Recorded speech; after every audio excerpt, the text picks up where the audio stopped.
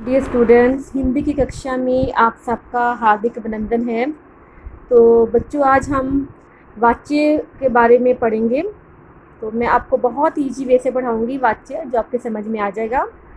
चलिए, वाक्य का वह प्रकार जिसमें प्रधानता को आधार रखा गया है ना।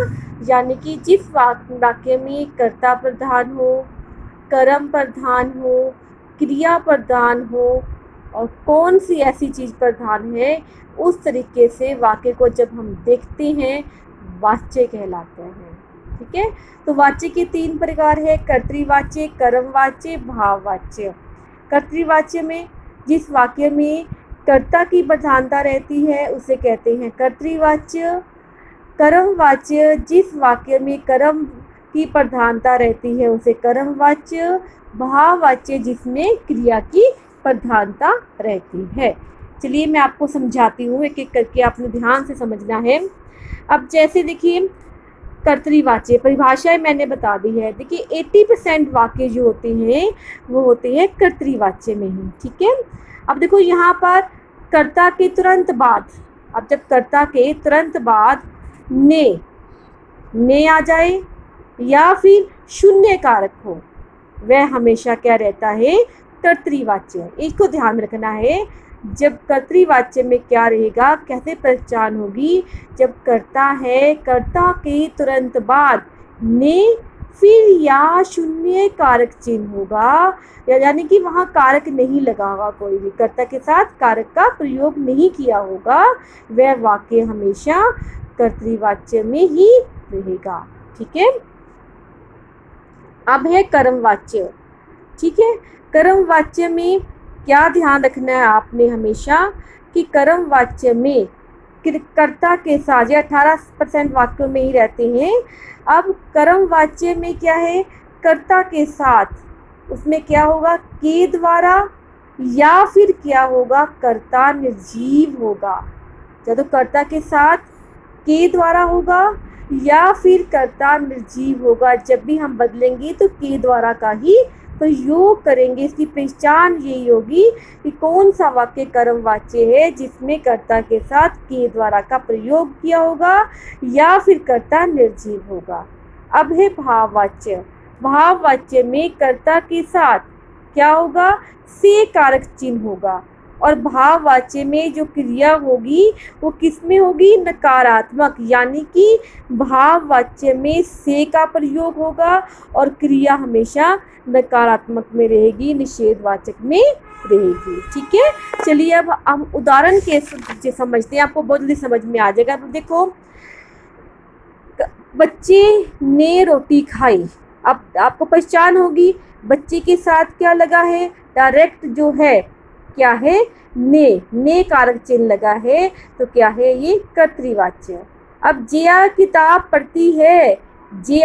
जिया जो है वो कर्ता है, लेकिन इसके साथ जो है कारक चिन्ह शून्य है, नहीं लगा है, तभी क्या है? कर्तृवाच्य है।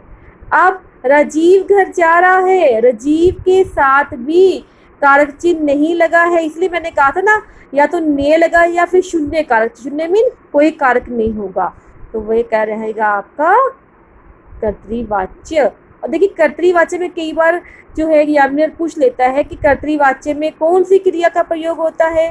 तो हमेशा याद रखिए कि कर्तृवाच्य में हमेशा कर्मक और अकर्मक 2 क्रियाओं का प्रयोग होगा। ठीक है, ये याद रखेंगे। अब है कर्मवाच्य। कर्मवाच्य में याद रखेंगे आप हमेशा क्रिया कर्मक ही होगी। अब देखो, किसान के द्वारा खेत जोता गया। अब मैंने पीछे बताया था, या तो के द्वारा होगा या फिर कर्ता निर्जीव होगा। अब देखो, जैसे पहला पतंग उड़ रही है। अब पतंग तो निर्जीव है ना, इन्हें उड़ती अपने आप। कौन उड़ा रहा है इसे? एक मनुष्य उड़ा रहा होगा, कोई बच्चा उड़ा रहा होगा, है ना। तो क्या है ये भी?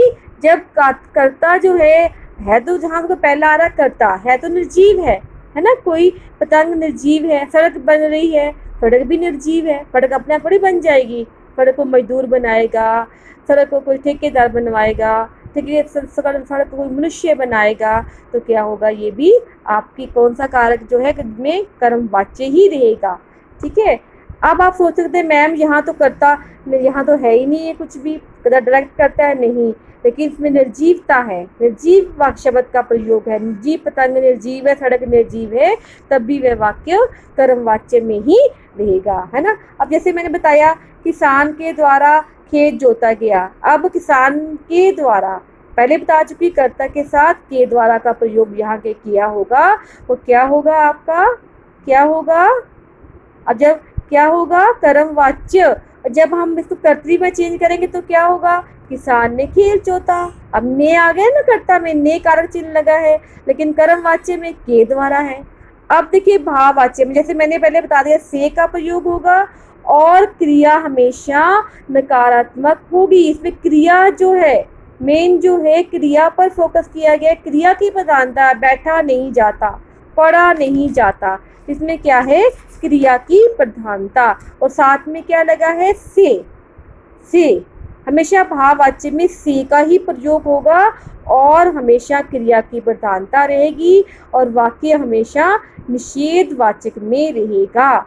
और ये जो आपका भाववाच्य है ये हमेशा अकर्मक क्रिया का ही यहाँ प्रयोग होगा। कई बार एग्जामिनर पूछ ले कि कर्तृवाच्य में कौन सी क्रिया का प्रयोग होगा, तब आप कह सकते हैं कर्तृवाच्य में अकर्मक और सकर्मक क्रिया, और कर्मवाच्य में केवल सकर्मक क्रिया, और भाव